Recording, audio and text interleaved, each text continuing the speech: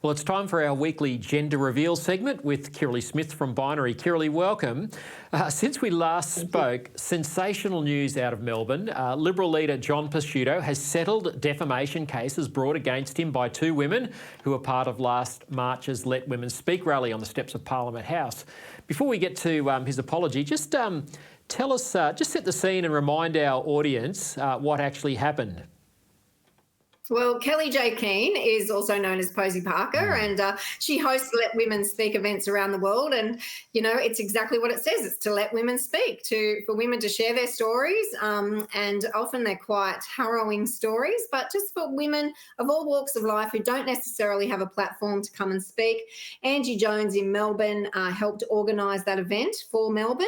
It was very well publicised, well known. Moira Deeming, the MP, flagged at the time that she was going to go to this event because she wanted to hear what women in Victoria were struggling with. And so, of course, they had that event. There were two other rallies that turned up at the same time, and one was a neo-Nazi group. And unfortunately, they stole the limelight, and then it's degenerated into this absolute farcical situation where John Pesutto and others in his in the opposition Liberal Party down there have claimed that the Let Women Speak event organisers and Moira Deeming herself partnered with these neo-Nazis, and it's just a mess. It's ended up in a lot of legal action, and now he's backpedaling. Yeah, that's right. I think John Pesutto and others, and well, firstly it started with the then Premier Daniel Andrews. They jumped on the fact that these neo-Nazis turned up and deliberately tried to make out as if they were part of the Let Women Speak rally. So to promote these women who were concerned about, women's spaces being encroached, women's sports,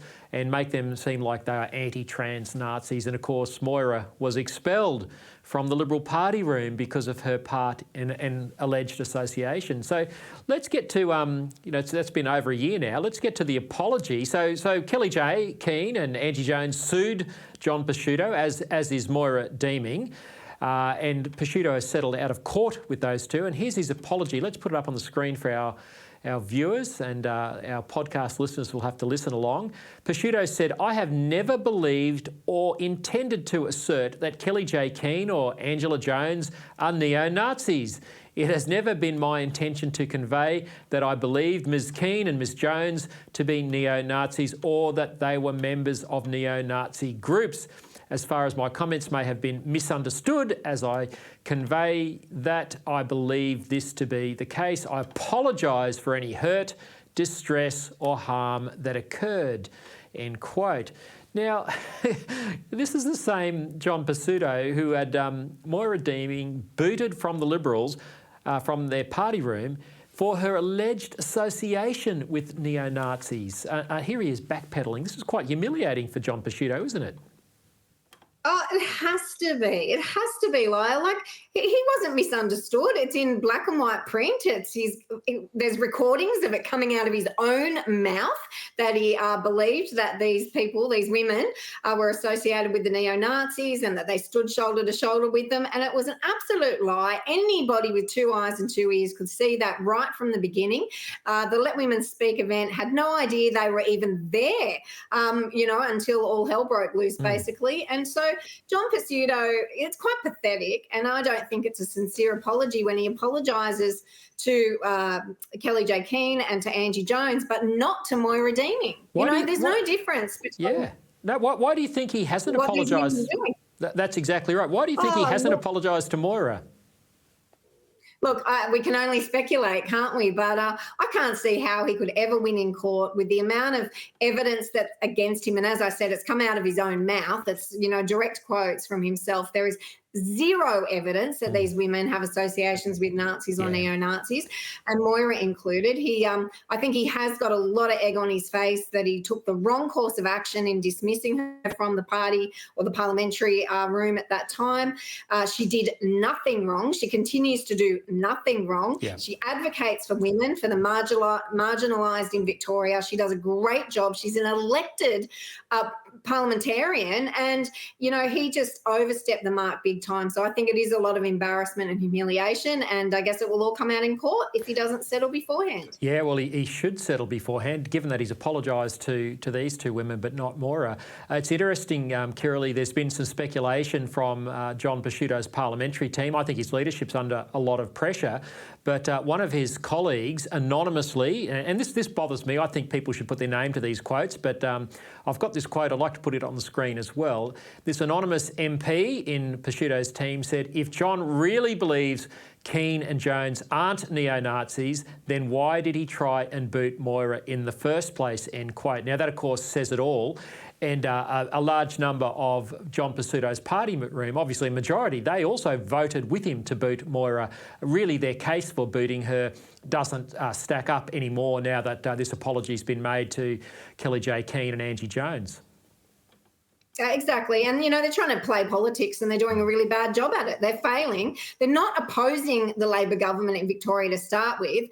They're not differentiating themselves in any way, shape or form, other than that they've made fools of themselves, and now they're all trying to blame it, you know, either on Pesutto or someone else. They're not taking responsibility. Pesutto should not be the leader of that party. He should resign. He's really made a mess of this situation, and those who stood with him, you know, they should seriously think about what they've done as well. They absolutely should.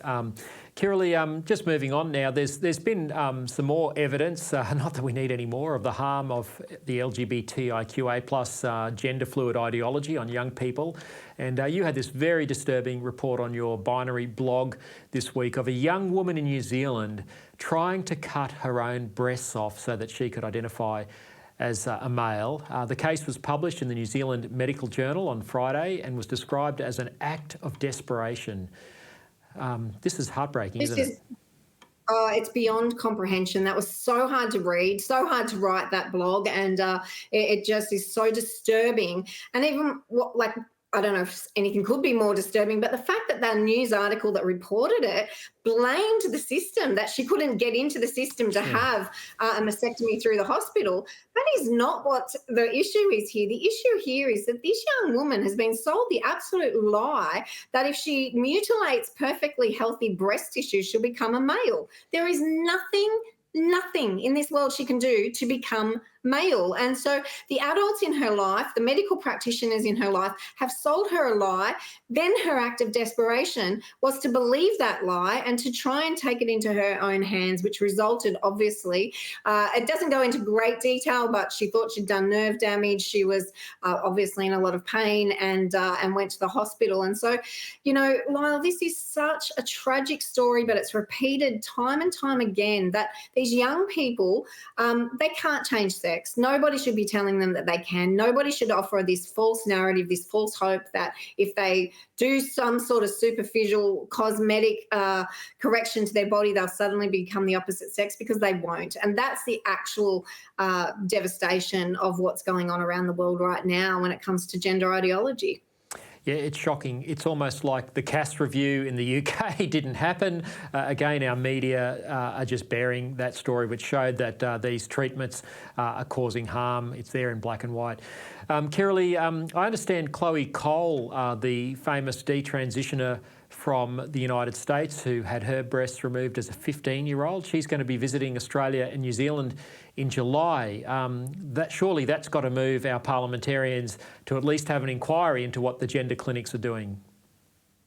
Well, let's hope so. But I mean, like, the mind boggles, because we do have our own detransitioners here in Australia. Politicians have had every opportunity to meet with them. Most refuse. You know, the few good ones, like the Libertarians and some in the LNP state governments, do listen to them. But, you know, the Labor Party around the country, federally and state, don't want to hear these stories. They ignore them. They've ignored the Cass report. They'll probably ignore Chloe Cole, but hopefully she'll be able to wake up more Australians to see the devastation. She's someone that had her breast surgically removed, as you said, but has suffered infections and complications ever since. It didn't resolve her gender dysphoria. In fact, it made it worse, and now she also has medical complications that mean she'll be a lifelong consumer of medical industry. And so she has a really good wake-up call for all Australians. I hope that she gets the exposure that she deserves, and let's hope that people, your viewers right now could email, pick up the phone, contact your MPs, let them know she's coming and ask them to listen to what she has to say. Yeah, absolutely. And on the political front, as well as encouraging people to take that sort of action, just to remind people that the Libertarian parliamentarian, John Ruddock, who we had on the show last week, a good friend of yours and mine, is organising a repeal campaign of New South Wales so-called conversion therapy law, which forces counsellors to have to direct children in this harmful direction. So there's a little bit of hope there on the horizon, and we'll continue to update you with that. Kirralie, really appreciate your time again. You're off for a couple of weeks, but we'll look forward to catching you when you're back again. We do appreciate your contribution each week here on ADH TV. Thanks for having me again, Lyle.